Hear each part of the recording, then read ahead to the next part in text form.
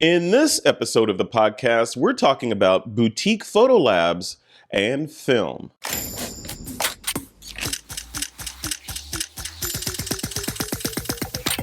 This is TWiP. Hey folks, welcome back to another episode of the podcast. I'm your host, Frederick Van Johnson. Today on the show, I have Boutique Photo Labs owner and operator, Mr. Ryan Tolbert, here with me. We're going to be talking, you guessed it, about film. Is it viable? Should photographers today care about film? Is it on its way out, or is it coming back with a vengeance? Ryan has opinions on that, and we're going to talk through it. Ryan Tolbert, welcome to the show, man. How's it going? Going great. Yeah, thanks for having me. Yeah, well, you're welcome. Thanks for coming on. Thanks for agreeing to do this.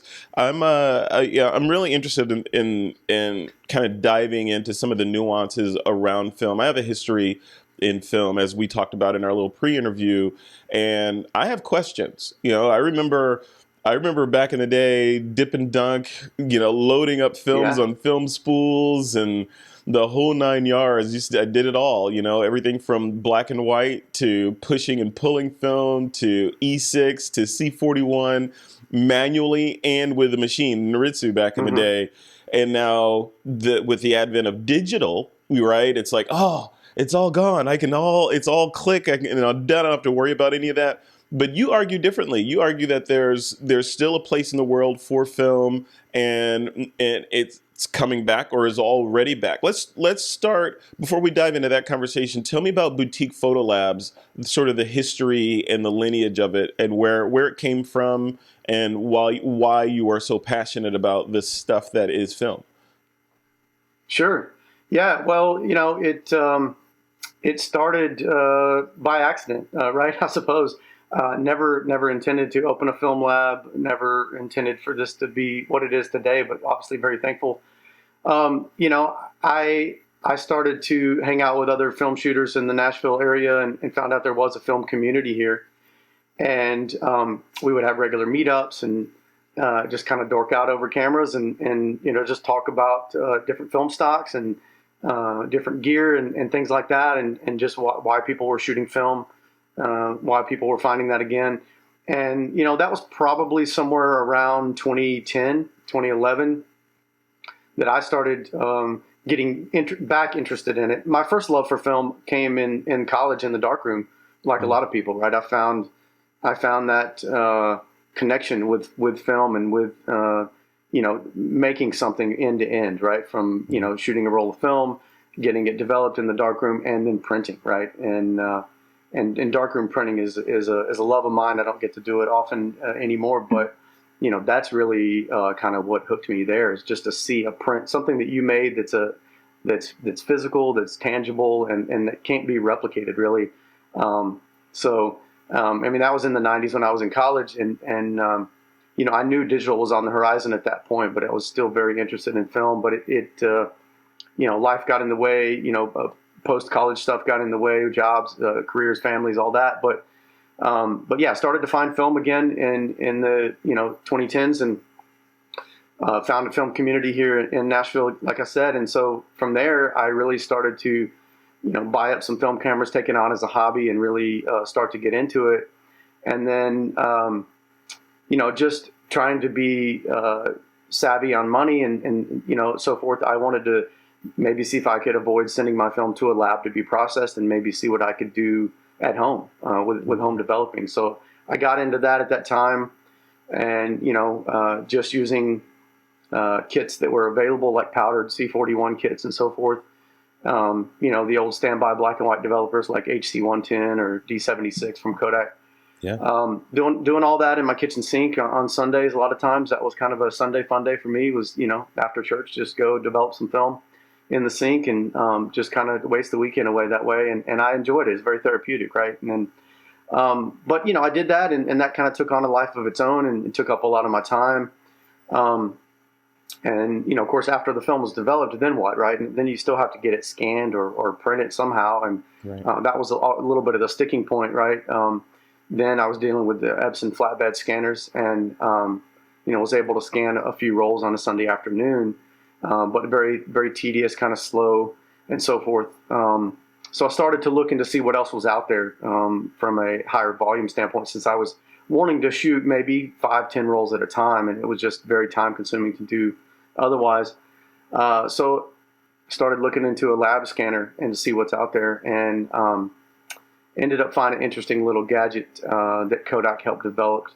That maybe some of the film shooters know, but this is one of my first kind of lab scanners that was a whole that would scan an entire roll uncut. Was a Pac-On scanner, and they're still around. They're still around, or still make some other things, but they mainly are known for that scanner. Kodak helped develop the color science behind that and the software behind that particular scanner. Anyways, bought it from a dealer out on the West Coast, and at that time it was $250, and I was $250 was a lot of money at that time for a lab scanner, and still is, right? But of course, I found out later that scanner used to retail for around 12 grand, right? 10 or 12 grand back in the day. Wow! But this was a type of scanner you would find in a 1-hour photo. So this could have been something at a Rite Aid or a Walgreens or something like that, drugstore type 1-hour photo place, because it was something that would allow them to scan an entire roll in about 5 or 6 minutes in a decent resolution and make prints from. So anyways, long story short, I got into that, and of course it just escalated from there, spending more money trying to find something better, faster, better and faster on the developing side, finding better ways to dry film, eliminate dust, make things more efficient. So fast forward a little bit, and I ended up buying a Fuji lab scanner, a Fuji Frontier, which is very popular with a lot of film labs. And, at that point, I looked back and I had sunk a decent amount of money into just trying to avoid paying, at that time, probably $12, $15 a roll for developing from a lab. Yeah. But I realized it would probably take me hundreds of rolls to break even, right? So I thought it might be nice to try and offset some of that cost and find some other clients that might be interested in having me develop film, because if I've got a few extra rolls of room left in my tank, it's not going to cost me any more time to throw in a few more rolls and get those developed. So I was like, it'd be nice if I could find someone locally that also needs film developed that doesn't want to do it themselves, and I could scan it for them and offer this as a service. Yeah. And so this was a side hustle for a while. That's exactly what it turned out. And of course, we see that a lot now in the pandemic era, where people have pivoted their jobs and turned these side hustles into gigs, and that's exactly what happened to me. A side hustle turned into a full-time gig, but this was well before the pandemic. So, it was just a passion that it was just a hobby at one point, and just kind of escalated to be such a time commitment, and started to bring in enough revenue that I thought about leaving a full-time job. And that was possible in 2018. That's when I left. On my 40th birthday of all times, I told my boss I'm out.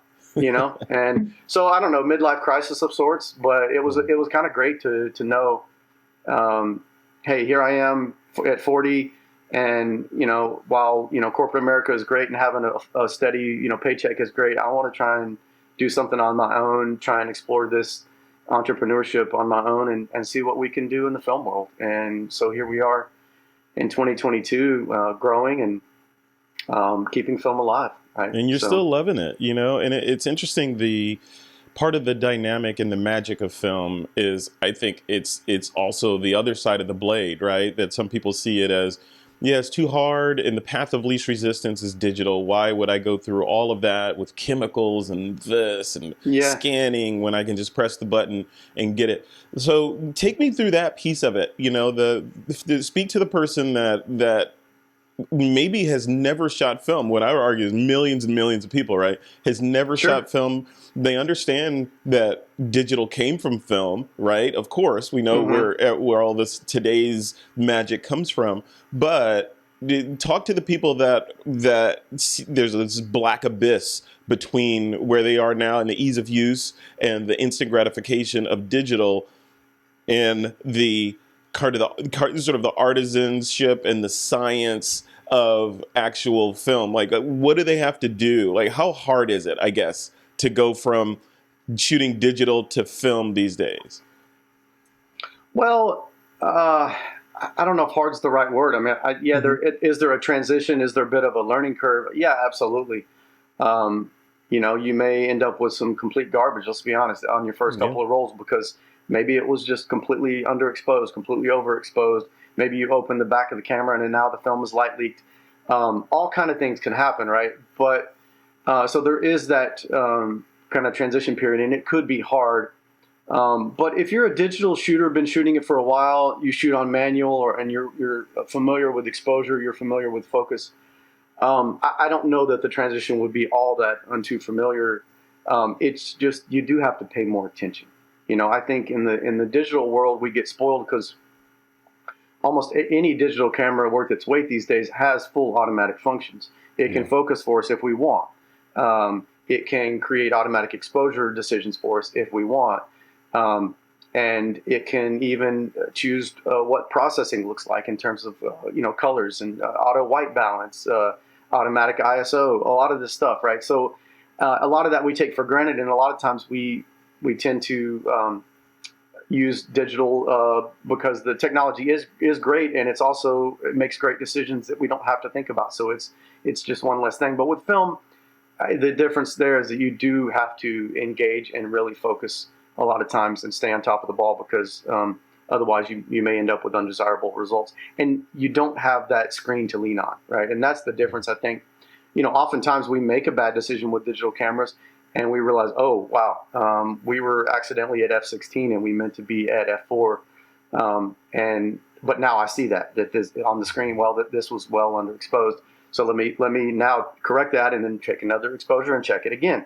We don't have that luxury with film, so we do have to be mentally engaged. And I think it may sound crazy, but I think some people really enjoy that. Like, some people want to check out and use a camera as a point and shoot and just have it make all the decisions, and that's fine. But I think some people want to be intimately involved with the entire process, and so they want to absolutely have manual control over that aperture setting. They absolutely want to have manual focus.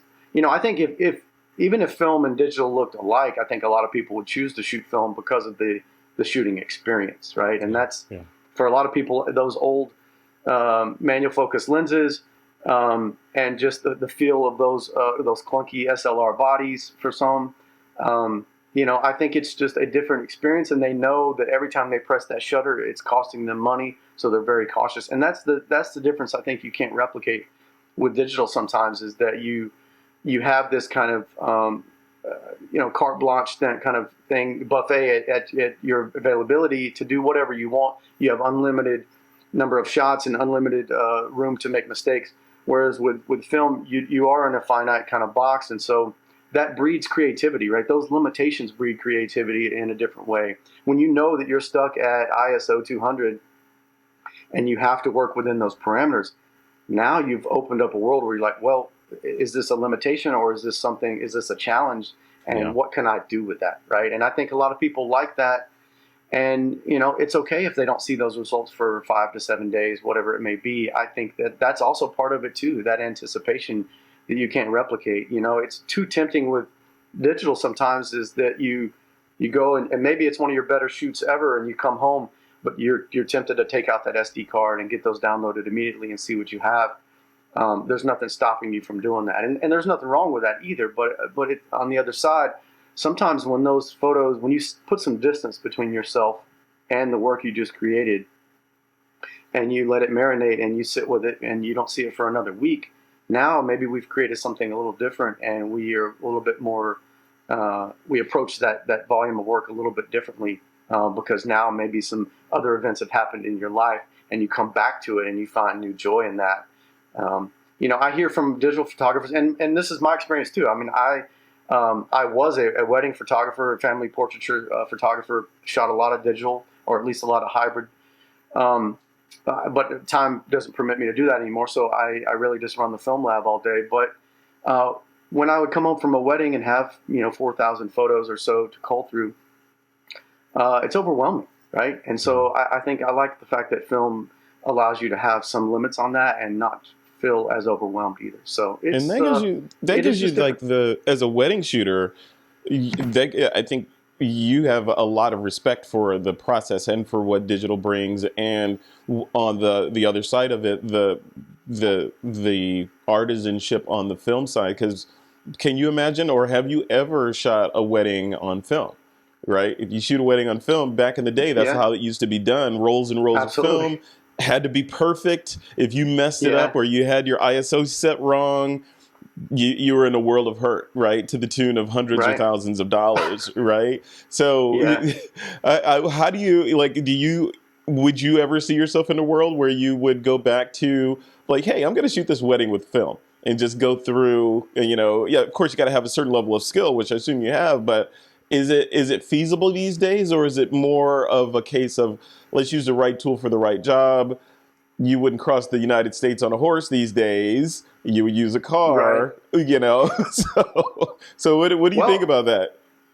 I mean, there's a whole niche of wedding photographers out there that do shoot entire weddings on film these days in Yeah. 2022. I know Wow. that sounds a little crazy, but no, it's out there, and we have those clients where they've sent us full weddings, right? Um, and no, it may not be as many photos as you would expect from, say, a digital photographer or something like that, but it's enough to get the job done, especially for someone that's been doing it a while and confident. Oftentimes, and I did this too, but oftentimes they would have a second shooter who maybe primarily shot digital, and so they've got a bit of a backup there in case something were to happen with one of the roles or all the Yeah. roles. Yeah. Obviously, great practice to have some kind of backup plan in place, but and then of course nowadays we see a lot of hybrid shooters where they will maybe shoot 10 to 15 rolls instead of 30 to 40 rolls of the entire wedding. So they'll shoot the primary highlights of the wedding on film, especially where they have good lighting, right? So getting ready, very popular to do with, say, black and white film or things like that, and because you got various rooms where the getting ready takes place and lighting could be dim, whatever. Hmm. Hmm. But we see, a lot of the photojournalism type shots done black and white with the getting ready. We see the ceremonies done a lot of times on film, especially if it's outdoors or if there's good lighting available. And then all the portraits afterwards, if that can be done in good lighting, done on film. So a lot of times medium format film, over 35. And then maybe a little bit of the reception. But, as it gets dark, as you move into reception and maybe shooting with flash, a lot of times people will switch over to digital in that case. And that's where they're kind of hybrid, right? And they just, Yeah. like you said, right tool for the job. Right. Because at the end of the day, sometimes, you end up shooting maybe 30% of the entire wedding might be the reception with all those dancing photos. And, how much film do you want to waste on drunken guests, dancing around? Right. And that kind of thing Exactly. too. So sometimes it is a balance there, but no, absolutely. We see photographers do it entirely on film if they want to. You have to find the right clients. That's a bit of a marketing thing to market to the right clients that want that and that are willing to pay for it, because obviously there is a cost associated Yeah. with that. Yeah. It's more expensive. But Um, yeah. Yeah. 100%. And but I wanted to, yeah, no. Yeah. I was going it's to say. feasible. Yeah, I wanted to kind of segue into the logistics around this stuff, right? The sure. the sourcing of film. I can't just Hmm. walk into a Target or a Walmart or someplace and buy a brick of film these days. So there's different ways to source film now. And then on the processing side, where or the processing and printing, or the processing, scanning and printing, however, whatever the flow is, that's where you come in. But even on your side, as we were talking about in the pre-interview there, the technology is, because all the money is over on the digital side with digital cameras and all that stuff. It hasn't been invested on the post processing or the lab side of things. So if somebody Right. wants to get into this right now, they want to get into film. A, where do they go to get this film? And then B, what's the process for going through someone like you to get it, developed, printed, or scanned, and all that? Take me through that flow for the person that's like, yeah, I want to do this. Sure. Yeah. Yeah, you're right. I mean, as far as actually sourcing film itself, new film, it is not available, on every corner like it used to be, and not available as much at drugstores and retailers like that. Yeah. And that's because, for all intents and purposes, from a consumer perspective, film is dead, right? And I say consumer, I just mean the masses, right? I mean, the height of film photography was 2001. And ever since then, it was on decline. Of course, now it's back on the rise again in the last 5-7 years. Yeah. But the 1 hour photos have all pretty much gone away. there are still some consumer labs that process it like Walgreens, but they don't do it in house anymore. They all outsource that. So, and they sell very little film. In fact, you can find some film at Walgreens here and there, even at Walmart. But first of all, it's all consumer film. So let's talk about consumer film versus professional film. Okay. Consumer film typically, from a 35 millimeters perspective, is only, they only usually sell 35 millimeter because consumers really never shot medium format. Consumers also never shot black and white film or slide film very much. So that being said, the 1 hour photos and the retailers that sold film back in the day only ever sold C41 color film, 24 exposure mostly. And you can still find a little bit of that here and there. Some Fuji Superia 200, maybe some Kodak Gold 200, some Kodak Ultramax 400. Here and there, you can find them in 3-packs or so at some Walgreens or some Walmarts. But the prices are extremely high. They're not competitive. And most of those retailers have phased that out completely. So that being said, where do you buy film in 2022? Well, you can find it on Amazon. I mean, what can't you find on Amazon?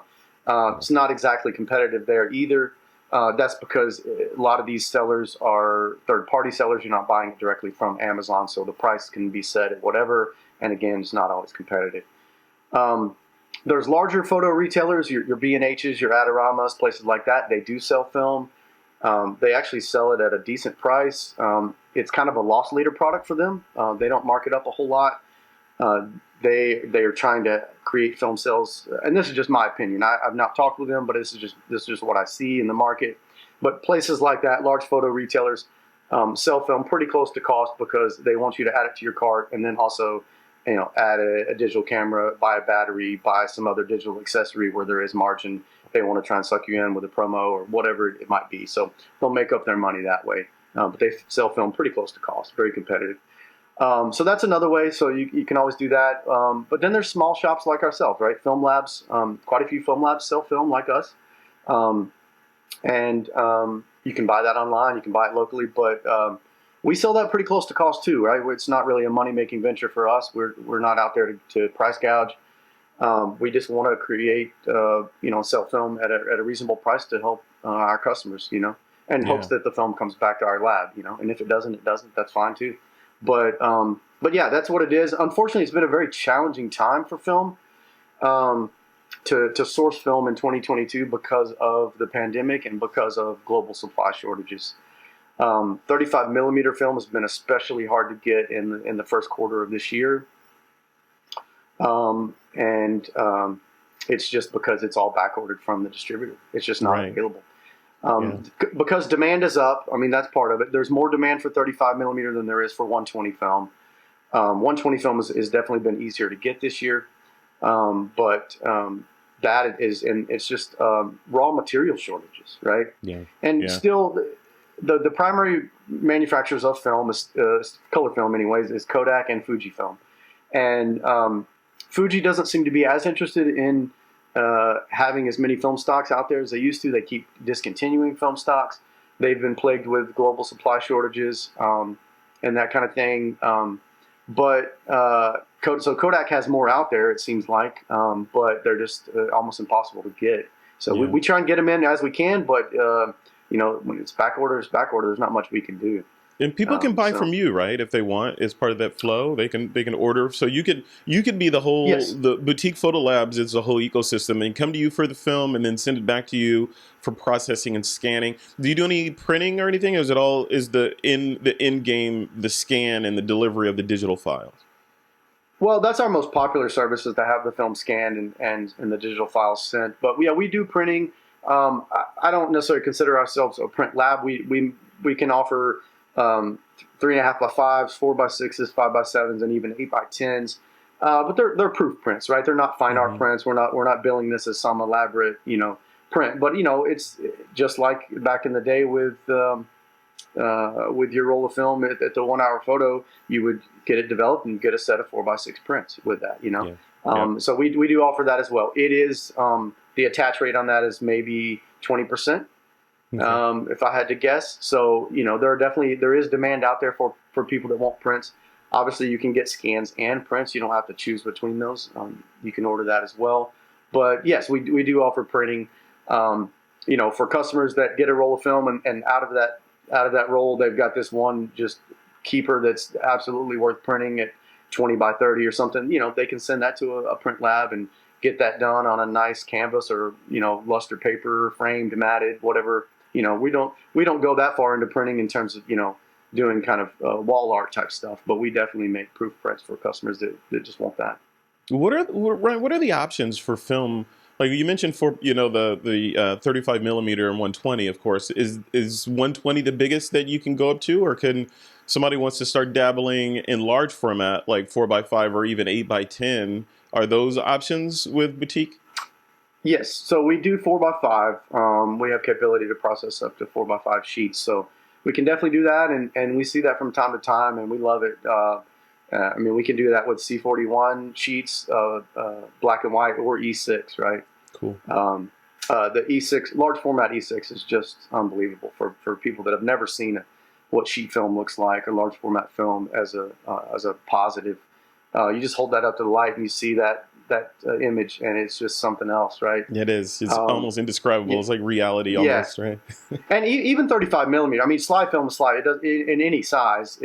35 millimeter slide film is just still very beautiful, and we still have a lot of customers, or a fair amount of customers that want those mounted in cardboard mounts, and they pop them into a projector and have a slideshow. Wow. And I think for a lot of the younger audience that may not be familiar with what it's like to view a slide, that is something I think everyone should experience, because there's just nothing like it. I mean, you can get a scan of slide film, you can get a print of slide film, but seeing it on a projector screen is just unmatched in a lot of ways. And it was the original slideshow. It's what we there's not really much of a replica for that today. I mean, yeah, we can watch a slideshow on our computer, on our phone, on our smart TV, whatever, but man, I remember with my family, my dad was big into slide photography as a hobbyist, and back in the 80s, and we would sit in the living room sometimes on a weekend and pull out the slide projector from a trip and just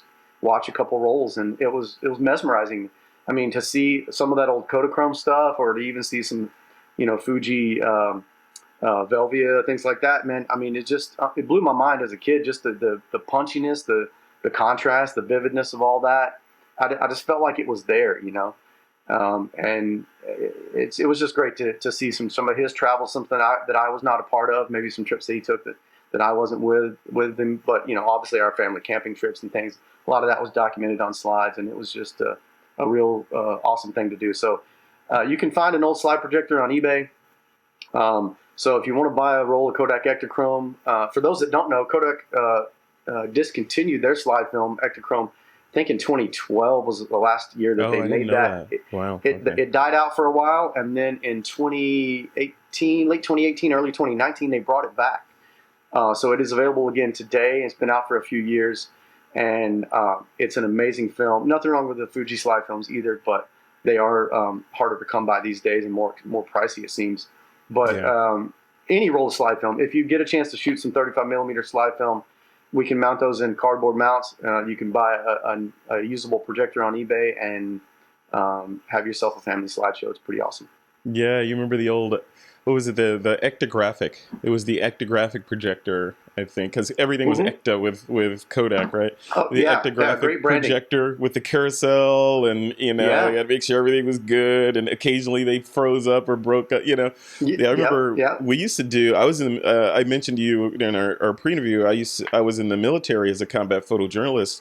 I did that for 8 years, and one of the things that was our job, or the job of my unit, was occasionally, the military would do these exercises where, all the folks would get together and then, go out and basically practice our job in the military, somewhere here in the U.S. And our job was to document that and present a slideshow at the end of it to the higher ups, right? So they'd have this sort of ceremony at the end, and then everyone would go in and see this big slideshow of everyone in action of the shots that we'd taken. And I remember some of those photojournalists, some of these exercises, they'd have these grids of projectors set up, like what, 8x8 or something like that, of projectors that were all synchronized to time cues on tape that each time cue would trigger a different projector to advance.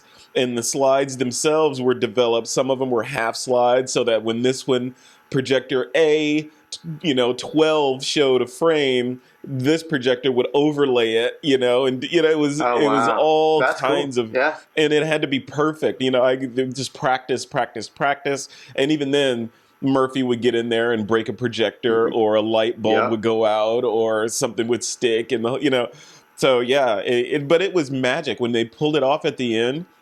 I mean, tears in the room from these slideshows. Even though you can do something similar, visually similar, really easily today on a computer with software, any number of software packages.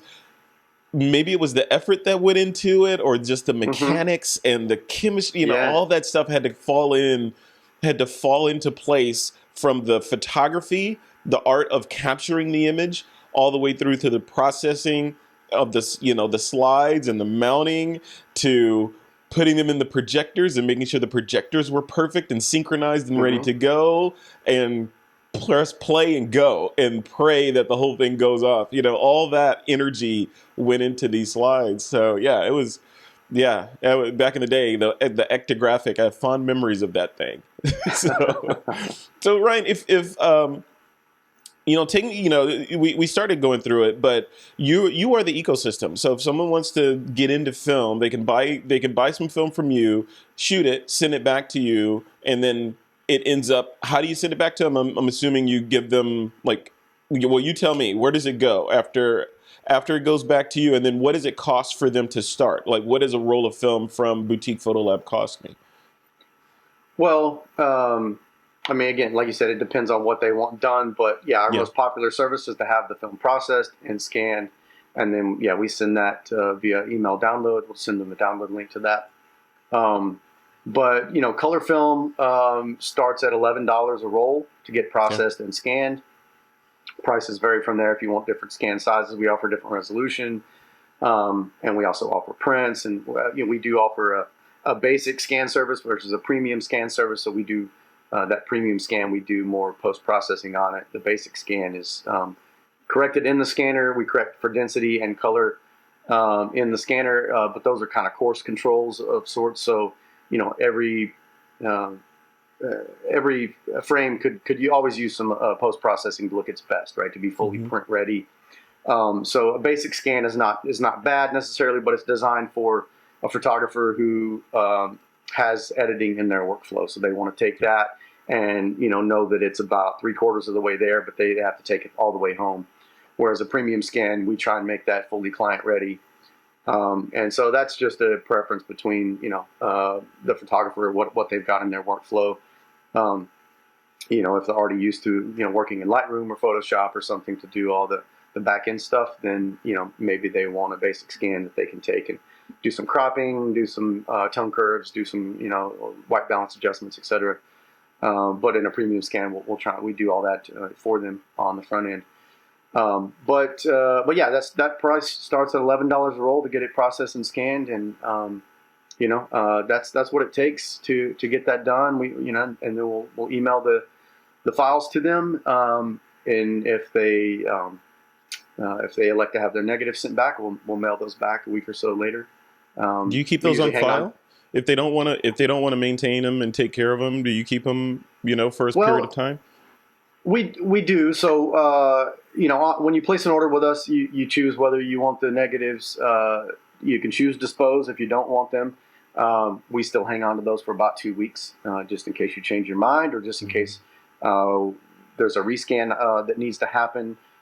Maybe you got the scans, you're like, oh, this roll is worth it after all, or maybe there was a dust in the frame or they need to be rescanned or something like that. Things happen from time to time. Yep. So, Yep. we hang on to those, even though, so we have a box that literally says dispose in the lab. We put them all in there, and at the end of 2 weeks or so, we usually discard those because we just don't have unlimited space to keep every negative. But yeah, the Yeah. other negatives that customers want back, they can either choose cut or uncut. If they cut them, if they want them cut, we put them into a sleeve and cut those, and then we ship those back to them. We usually hold those for 2 weeks as well, just in case, for the same reason, if they need them rescanned, if they need something enlarged and reprinted, whatever it may be. and then we'll ship those back to them. If they're uncut, we'll just put them in a box and roll them.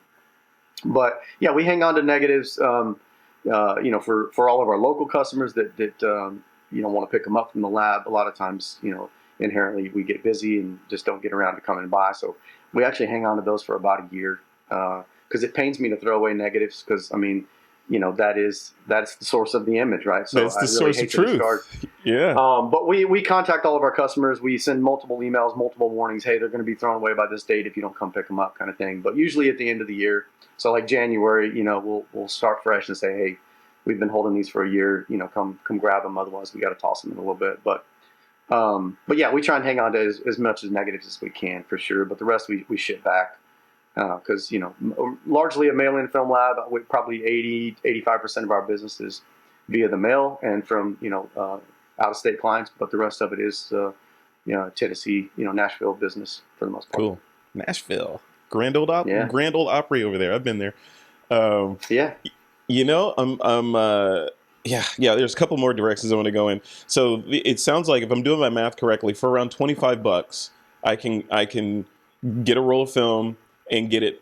I can shoot it, send it back to you, get it processed, and you send me a download link, and I can take those files and then bring them into Lightroom or whatever, capture one, and do my thing with them, which sounds really reasonable, right? So just getting into it is $25 to experiment and see if you like film and you like that flow or not. Did I hit that right? Yeah, no, that's fair. That's 100% fair. That's probably about the average cost. Just depending on the film stock you choose, because a roll of 35 millimeter film could vary. Unfortunately, in this economy we're in right now, film prices have gone up a bit. Yeah.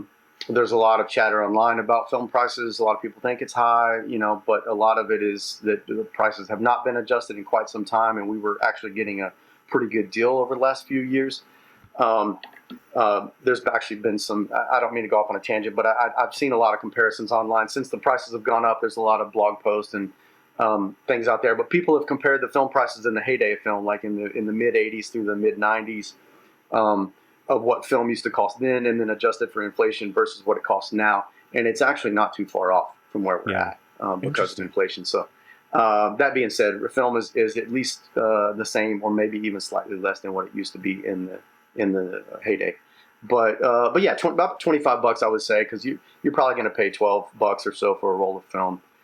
If you buy it in larger quantities, or if you buy singles versus packages of 5, the pro packs, you can save some, that kind of thing. But yeah, I would say maybe $12 for a roll of film, plus the lab cost of say anywhere from $11 to $17, depending on what service you choose. Yeah, then you can have those images.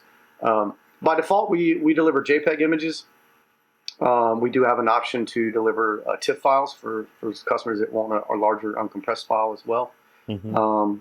But yeah, for customers that already have a workflow in place with Lightroom or Capture One or whatever post-processing tool they're using, they can take that in there and edit it the way they would any other digital file. I mean, it's not a raw file, so you don't have maybe that same latitude of sorts. But if you if you expose the film correctly, and we can deliver a nice neutral scan to you, you've got some flexibility there to kind of change that color palette, change those tones a little bit the way you want. But honestly, the beauty of film is I'm not saying it's not warranted to be edited. Every photo could use its own kind of finesse to look its best. But the beauty is that you kind of just, with film, you accept the way that the film stock is the way it is.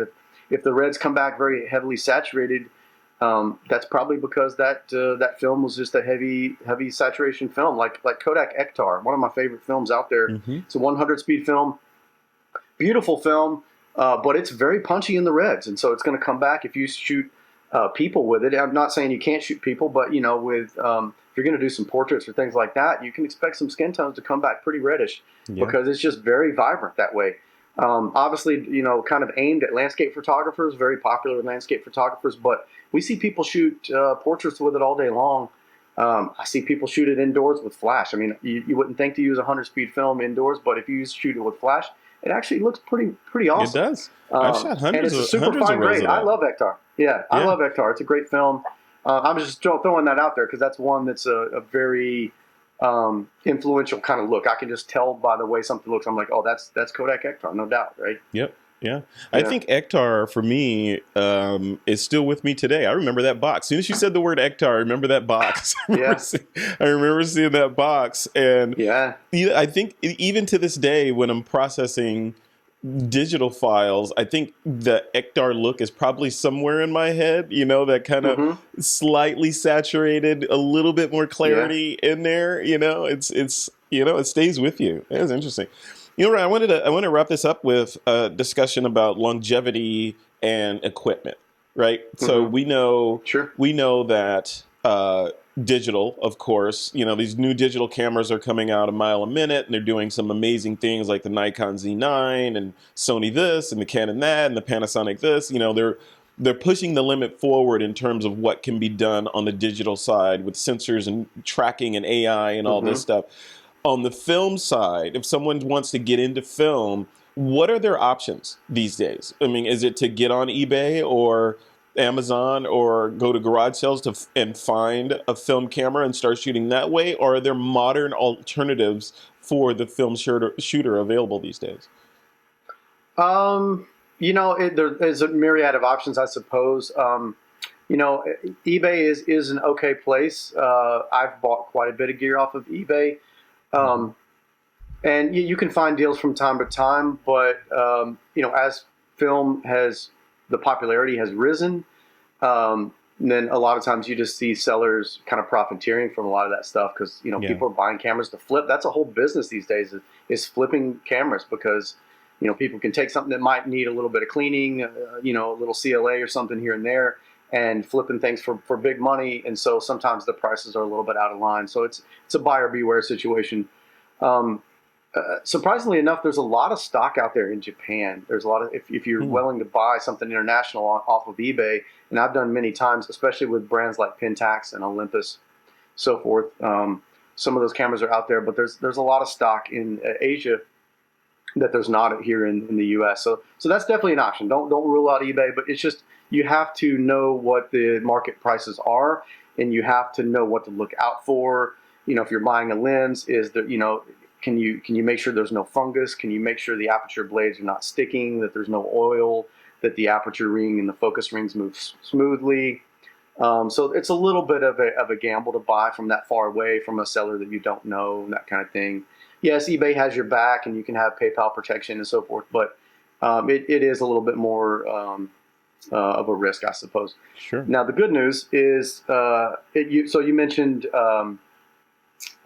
buying like at a thrift store or something like that too. That's an Yeah. option, right? Going to a Goodwill, going to a thrift store. You can find some deals out there, but a lot of times those things just get scooped up so quick. So the inventory is not going to be what you may want, right? It's just whatever they happen to have.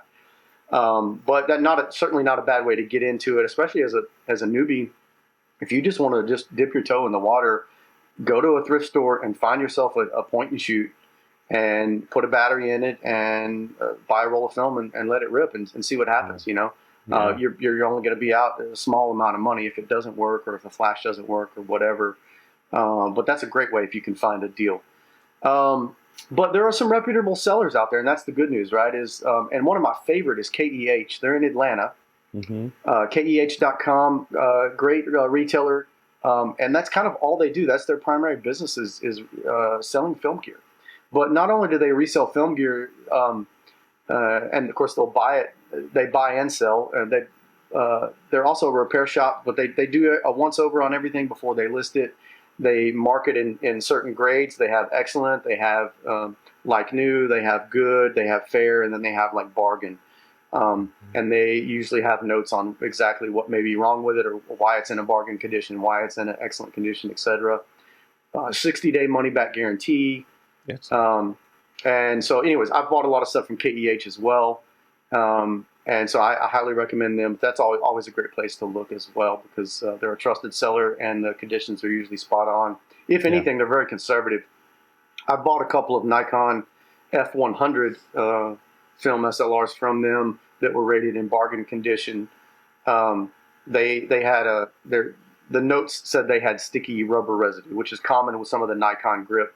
The outside, the black rubber sometimes tends to get a little bit tacky as it Hmm. ages.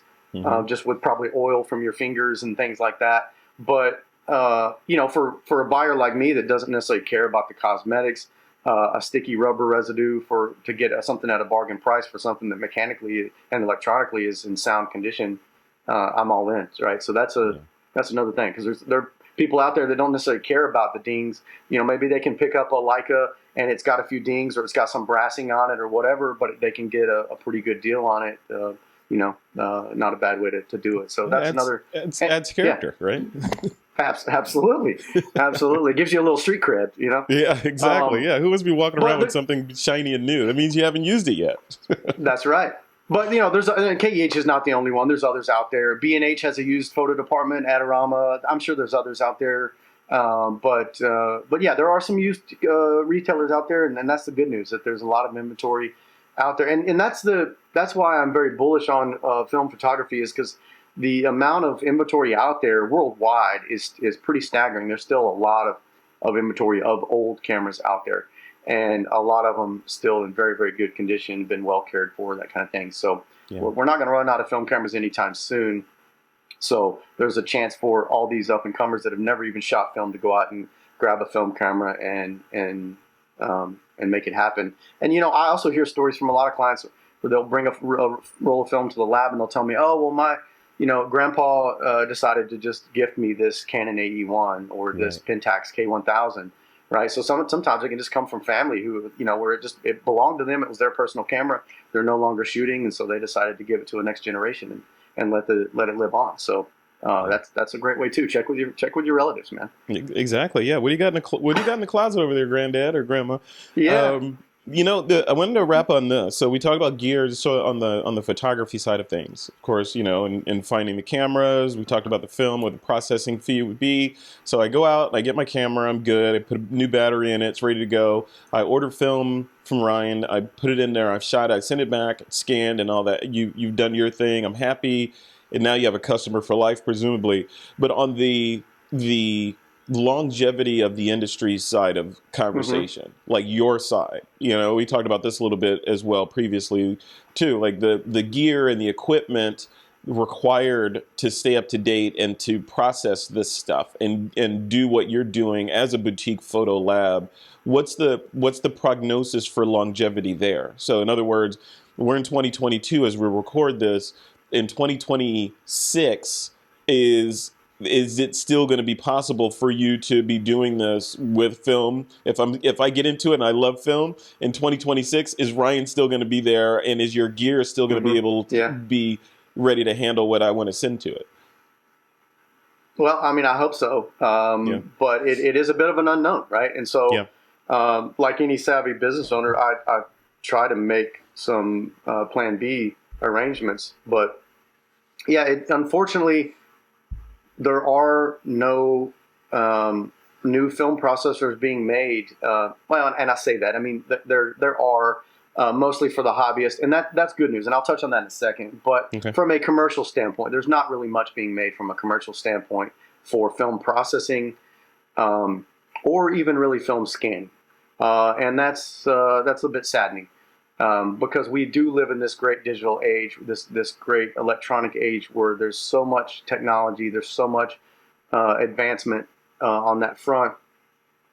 But I'm still bullish because there is still a small inventory of processors available for lab use. There's still a small inventory of scanners, but that does have a finite life at one point where those spares will be gone, and prices will skyrocket so high that it's just unsupportable.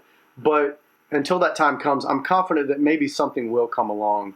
I don't know that any Dimp and Dunks processors are being made. I think Jobo may still be supporting some of their models, and maybe some other, maybe Refrima. I don't know, but I really don't think so. There's just not much out there in terms of support.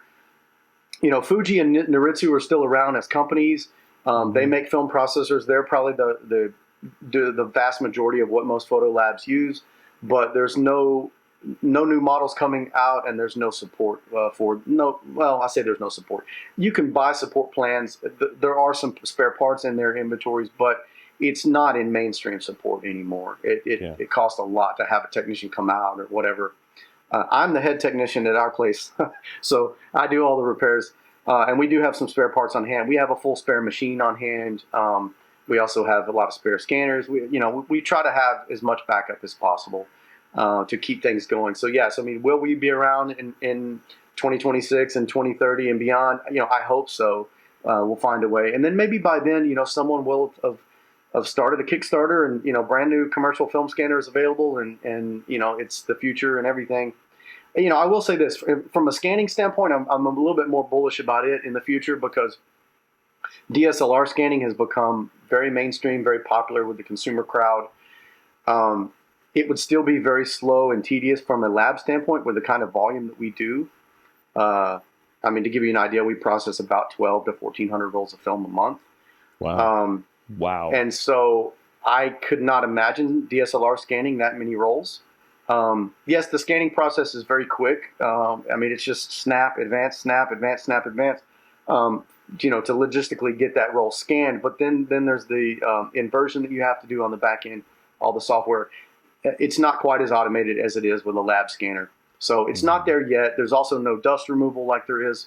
There's no digital ice software to remove the dust like there is in a commercial lab scanner. So those things are missing. Maybe at some point someone will find a way to fully automate that, bring in the same kind of speed and efficiency that you get in a lab scanner with DSLRs. Because at that point, if you could just insert any DSLR here into this scenario, then boom, we've got an endless supply of those. Super high resolution. We could go medium format. We could go whatever, man. We could do a lot of things if we're using our own sensor. But I'm bullish about DSLR scanning, and potentially that might be a more automated, efficient way for labs to do high volume. But they can't quite compete with a lab scanner on time, because time is money in this industry. Yeah. And it's not that we don't care about each roll of film, but we can't spend an enormous amount of time per roll because we just couldn't get all the work done. Our turnaround time would be 4 weeks or something crazy. So. Anyways, but I don't know who's going to. Film processing is a little bit of a concern. Yes, we could always do it by hand, but again, that's a huge labor issue. If you're processing film by hand, which a lot of labs do for small runs of like black and white and specialty film, you have to hang it to dry. Then you got to deal with dust, and dust is the enemy of the film lab world, right? We have to fight dust because we will not deliver a dusty scan. We go and we clone every dust spot out in Lightroom or Photoshop. So if we can eliminate dust at the source, that's just faster that we can turn around, right? So we have to have an automated dry way to deliver film, and those solutions don't exist. But I will say this, and I know we're probably running close to time, but I have seen, and I try and keep tabs on things that are out there, Kickstarters and different inventors and people that are out there trying to find better ways to do things from a film standpoint. And there are processors being developed all over the world. There's several people doing kind of small hobbyist size processors that'll do like 6 or 8 rolls of 35 millimeter at a time. Could do C41, E6, black and white, etc. In a pretty quick amount of time. And so while that's not quite lab volume, lab scale, I'm confident that maybe somebody will get there and make a larger machine that would potentially replace a larger Noritsu processor or a larger Fuji processor, something like that. So, with the technology we have at hand, with all these smart minds out there developing software, things like that too, that maybe we will get there. And so maybe we don't have to rely on the large, giants of the industry to come out with something like this. Maybe it will be something on the boutique side, because, that's what we're seeing from a film lab perspective too.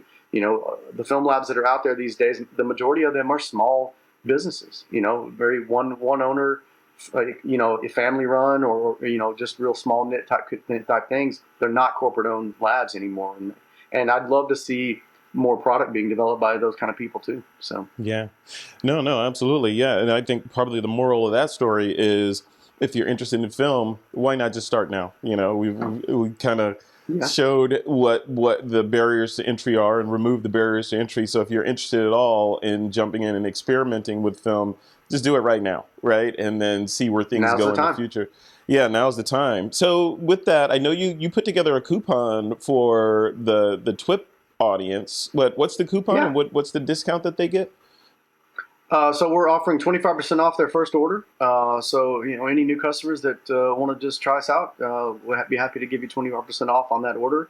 and hopefully that can give you an incentive to shoot a roll of film and see what comes of it. You know, A little kick in the butt. A little kick in the yeah, butt. absolutely, 25% yeah, kick in the butt.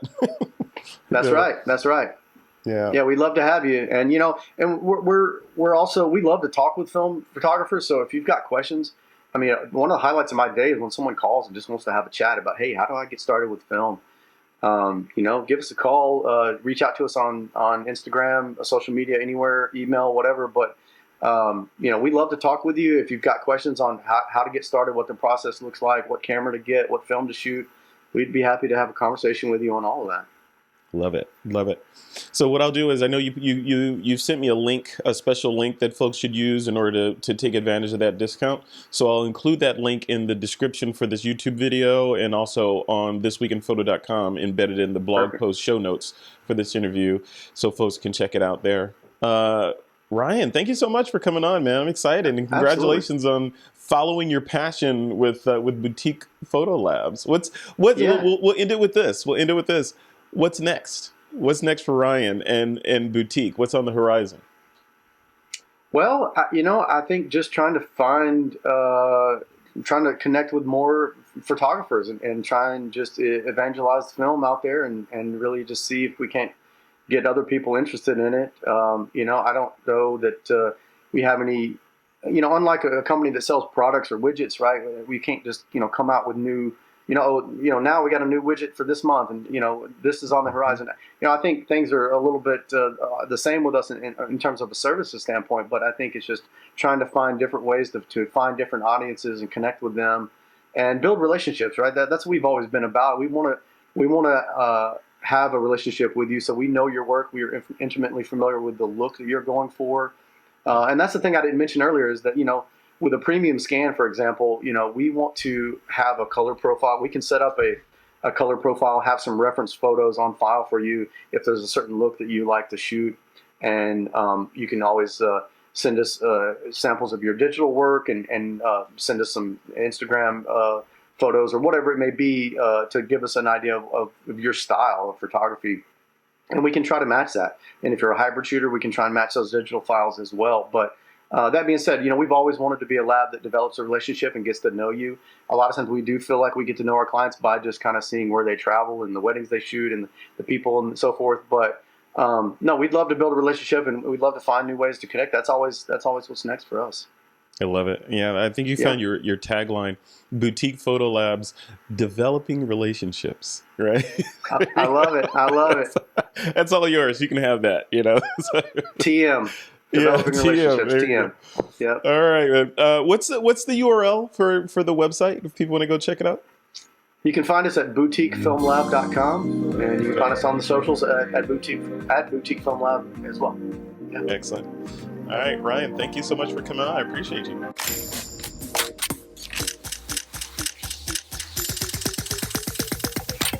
This is TWiP.